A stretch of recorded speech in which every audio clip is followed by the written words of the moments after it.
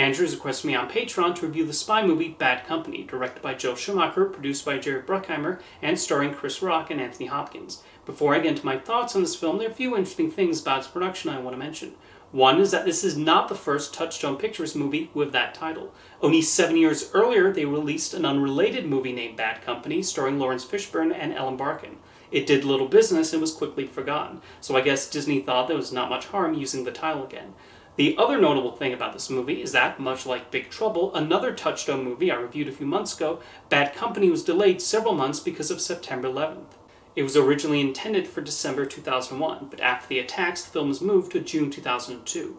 The movie is about the CIA trying to stop a group of terrorists with an anti-American agenda from detonating a bomb in New York City, so it's easy to understand why Disney opted to wait several months to release the movie.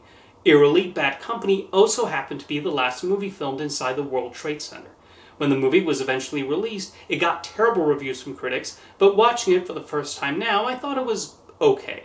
The main criticism was that it was too derivative, and admittedly the spy plot is not anything that special. It's your standard story of spies trying to take down terrorists. I thought this was the least interesting aspect of the film, and there were parts that I felt dragged. What did elevate the film for me was Chris Rock as a street hustler and DJ named Jake, who finds out he had a twin brother who worked for the CIA and was in the middle of an important mission. Is it ludicrous that the CIA would recruit a dead secret agent's identical twin brother and train him in a few days to take over of him in a mission that has several lives in the balance? Yes, but nobody should expect movies to present a realistic portrait of how these organizations operate, especially escapist fare like this one. What I like is that Jake does not entirely change from just those few days of training. Through the entire mission, he remains scared about what might happen to him.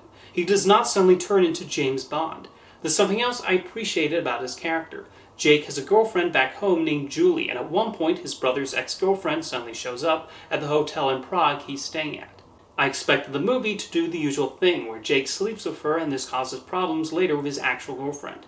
However, that never happens. She constantly tries to make out with him, thinking he's his brother, and the entire time he's thinking of Julie. He even calls her and leaves a message saying how much he loves her. While we get the bits of him being attracted to this woman, he never tries to seduce her or get her into bed, as he's loyal to the woman he really loves. There's no misunderstanding cliché or any of that other nonsense. Even though this plot detour ultimately does not amount to much, I nonetheless like that the filmmakers did not suddenly change Jake on a dime and create an extra conflict with his girlfriend that was not needed. Chris Rock gives a solid performance throughout the film, getting some laughs with his one-liners and handling the more dramatic moments well.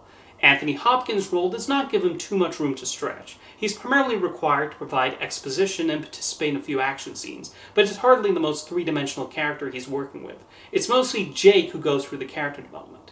The action in the movie is not anything much to write home about. We get the usual gunfights and car chases while the villains are stock bad guys, although Peter Stormare does appear to be enjoying himself playing a slightly eccentric black market dealer. To be honest, Bad Company did not feel that much like a Joel Schumacher film to me, and Bruckheimer could have probably gotten anyone to direct this. This is one of those rare Bruckheimer productions from that period to flop on its original release, and it does not seem to have gained a following. Aside from Chris Rock, there's nothing about it that jumps out as particularly memorable. It's exactly the kind of movie you might catch on an airplane or playing on television at an odd time, watch it once, and then not really think about it again.